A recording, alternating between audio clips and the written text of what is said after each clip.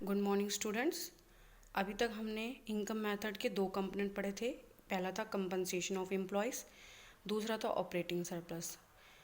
पहले हम compensation of employees के बारे में पढ़ते हैं। हमने क्या क्या पढ़ा था, जस्ट थोड़ा सा ब्रीफ में हम देखते हैं।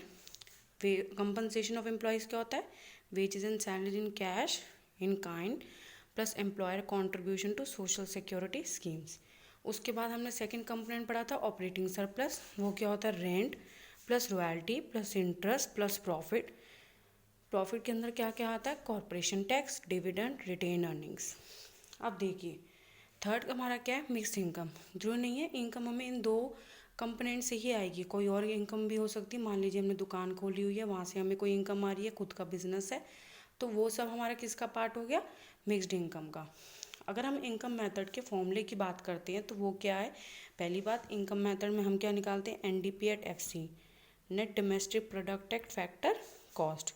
फॉर्मूला क्या है इसका? Compensation of employee plus rent and royalty plus interest plus profit plus mixed income.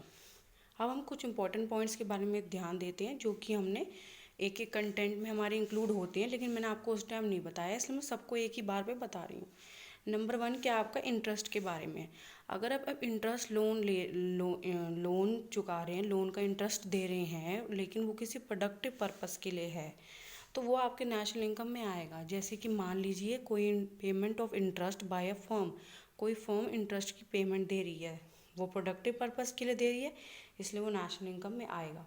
लेकिन वही सेम इंटरेस्ट अगर आप कंजम्पशन पर्पस के लिए यूज़ कर रहे हैं, दे रहे हैं, तो वो नेशनल इनकम में नहीं आएगा। जैसे कि आपने कार खरीदी है, उसका किस्त दे रहे हैं, इंटरेस्ट दे रहे हैं, तो वो आपकी नेशनल इनकम में नहीं आएगा। तीसरा, अगर एक फर्म दूसरे फर्म को इंटरेस्ट दे रही है तो भी नेशनल इनकम में इंक्लूडेड नहीं आएगा। फोर्थ क्या है? Facility necessary for work. देखिए जैसे कि ये पॉइंट था आपका wages and salaries in kind वाला पॉइंट है।